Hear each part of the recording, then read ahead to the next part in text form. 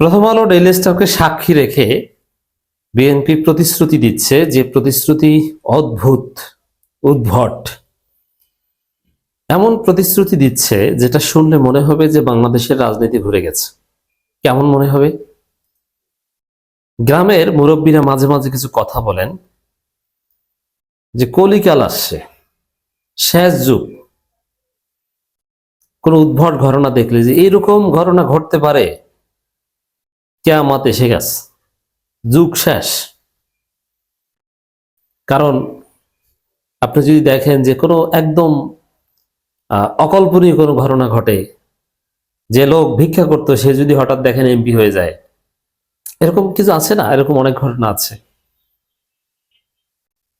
অথবা একদম দুর্বল লোক সবচেয়ে সবল লোকটাকে যদি মাইর দেয়, যে এটা কোন যুগ এসেছে, কি ঘটছে, এরকম মানুষ বলা বলি শুরু করে। বিএনপি এখন এরকম একটা ভাইব তৈরি করছে যে কোন যুগ আসছে। বিষয়টা শুরু হয়েছিল কিছুদিন আগে। তারেক রহমান বলেছিল যে দুর্নীতির লাগাম টেনে ধরবে বিএনপি। অতীতেও ধরেছে, একমাত্র বিএনপির পক্ষেই দুর্নীতির লাগাম টেনে ধরা সম্ভব। মানে এটা শুনে মানুষ, বাংলাদেশের মানুষ হাসাহাসি করছে যে এটা কোন যুগ আসছে, যেই তারেক রহমান দুর্নীতির বরপুত্র, বিএনপি ইকুয়াল টু দুর্নীতি, যেই বিএনপি বাংলাদেশকে দুর্নীতিতে 5 বার চ্যাম্পিয়ন বানিয়েছে, সেই বিএনপি বলে যে একমাত্র বিএনপি অতীতেও দুর্নীতির লাগাম টেনে ধরেছে, ভবিষ্যতেও ধরবে। এটা কি কিয়ামতের আলামত না? কি অদ্ভুত, উদ্ভট প্রতিশ্রুতি, কথা। তো এখনো বিএনপি ওই লেনে আছে, এরকম উদ্ভট এবং অদ্ভুত কথাবার্তা বলছে। এই জন্যই বলছে রাজনীতি ঘুরে গেছে। তেমন একটা যুগ আসবে তখন, যখন মূর্খরা হবে সমাজের নেতা, আর যারা শিক্ষিত, যারা সম্মানিত, তারা সম্মান পাবে না। চোখের উপর মানুষ পল্টি দিয়ে মিথ্যা কথা বলবে, যার কাজ যেটা না সে সেটা বলবে, এরকম। বিএনপি, যে বিএনপি মানেই দুর্নীতি, এরা কোন লজ্জায় বলে, কোন মুখে বলে যে আমরাই দুর্নীতির লাগাম টেনে ধরছি, যারা 5 বার দুর্নীতিতে বাংলাদেশকে বিশ্ব চ্যাম্পিয়ন বানিয়েছে। আপনি চিন্তা করতে পারছেন যে কোথায় এসেছে যুগ? যেই বিএনপির ইতিহাস হচ্ছে হত্যার রাজনীতি, তারা বলবে যে বলছে যে আমরা হত্যাকাণ্ড শূন্যের কোঠায় নামিয়ে আসবো। এটা কোনো কথা? এছাড়া তো বিএনপি কোনো রাজনীতিই নাই। বিএনপি যদি বলে যে আমরা চাঁদাবাজি কমিয়ে আনবো, কেমন লাগবে এখন? কারণ চাঁদাবাজি মানেই বিএনপি, বিএনপি মানেই চাঁদাবাজি। বাংলাদেশের কোনো চাঁদাবাজি বিএনপি ছাড়া কেউ করে না। সেইখানে বিএনপি যদি বলে যে আমরা চাঁদাবাজি করবো, এটা কেমন শোনায়? যেরকম উদ্ভট শোনায়, সেই উদ্ভট কাজ বিএনপি করছে। শুধু এটা না, বিএনপি বলছে যে আমরা গণমাধ্যমের মত প্রকাশের স্বাধীনতা নিশ্চিত করব, অথচ গণমাধ্যম দখলকারী দল হচ্ছে বিএনপি। 5 আগস্টের পর গণমাধ্যম দখল করেছে বিএনপি। শুধু কি তারা গণমাধ্যম দখল করেছে?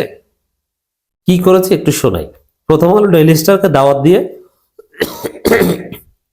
তাদেরকে সাক্ষী রাখি বলছে আমরা গণমাধ্যমের স্বাধীনতা নিশ্চিত করবো, মত প্রকাশের স্বাধীনতা নিশ্চিত করবো। অথচ বিএনপি তাদের দখলকৃত মিডিয়া থেকে 5 আগস্টের পর ক্ষমতা আসার আগেই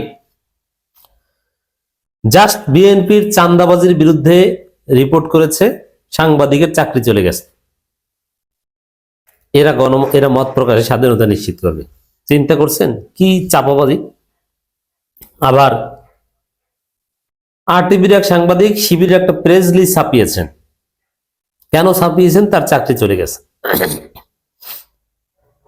এর মানে বিএনপির মতের বিরুদ্ধে যায় এমন কিছু করলে বিএনপি তার চাকরি খেয়ে দেয়।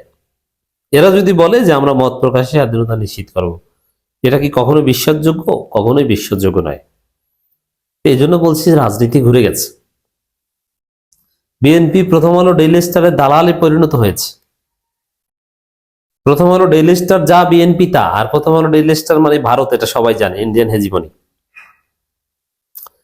তো দর্শক, এরকম আরেকটা উদ্ভট প্রতিশ্রুতি দিয়েছেন তারেক রহমান। ধ্বংসস্তূপ থেকে আবার দেশকে টেনে তুলবে বিএনপি, তারেক রহমান।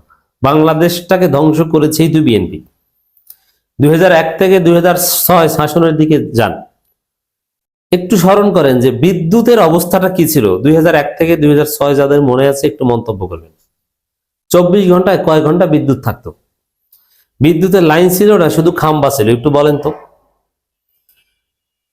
আমরা বিদ্যুতের মধ্যে থাকবো, মোটামুটি নিরবিচ্ছিন্ন বিদ্যুৎ পাবো, সামান্য কিছু লোডশেডিং হবে। এটা 2016 সালের পর হাসিনার আমলে হয়েছে। হাসিনা যতই দুর্নীতি করেছে, বিদ্যুৎ খাত হাসিনার লুটপাটের অন্যতম একটা কেন্দ্র ছিল, সব ঠিক আছে। তারপরও 2001 থেকে 2006 বিদ্যুতের অবস্থাটা কি ছিল? সব চুরি করে খাইতো। হাসিনা তো বিদ্যুৎ খাইতো, আর তারেক রহমান, বিএনপি, এরা বিদ্যুতের আগে বিদ্যুতের তারই খেয়ে ফেলতো, শুধু খাম্বা থাকতো। আর হাসিনা বিদ্যুৎ উৎপাদন করে ওইটা খাইতো, আর উৎপাদনের আগেই তারই খেয়ে ফেলতো। বিদ্যুৎ উৎপাদন করবে কি দিয়ে? যন্ত্রপাতি খেয়ে ফেলতো। এই হচ্ছে পার্থক্য। দ্রব্যমূল্যের ঊর্ধ্বগতি, বেকারত্ব, এগুলো হাসিনার আমলেও ছিল, এখনো আছে। জামাত ক্ষমতা আসলে থাকবে না আমরা বিশ্বাস করি। 2001 থেকে 2006 একটু কল্পনা করেন দেশের অবস্থাটা কি ভয়ানক ছিল। হাসিনার আমলে দ্রব্যমূল্যের ঊর্ধ্বগতি হলেও মানুষ না খেয়ে মারা যায়নি। এমনকি করোনাকালীন সময়েও সরকারি বেসরকারি নানান উদ্যোগে মানুষের কাছে খাবার পৌঁছে দেওয়া হয়েছিল। যতই বেকারত্ব, যতই দ্রব্যমূল্যের ঊর্ধ্বগতি হোক, যেভাবে হোক না কেন, ভিক্ষা করলেও ভিক্ষা পাইতো মানুষ। কিন্তু বিএনপি 2005-06 সালে এমন ভয়ানক দ্রব্যমূল্যের ঊর্ধ্বগতি হয়েছিল, মানুষ কোনোভাবে কিনতেই পারতো না, না খেয়ে থাকতো। ভাতের মার, যাকে ফ্যান বলা হয়, ওইটা খাইতো।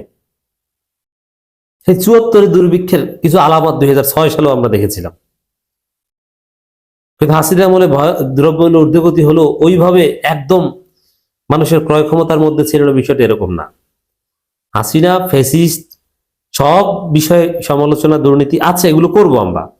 কিন্তু বিএনপির চাইতে বেশি অসৎ, বিএনপির চাইতে বেশি দুর্নীতিবাজ হাসিনার আমলে হাসিনা বা আওয়ামী লীগ ছিল না।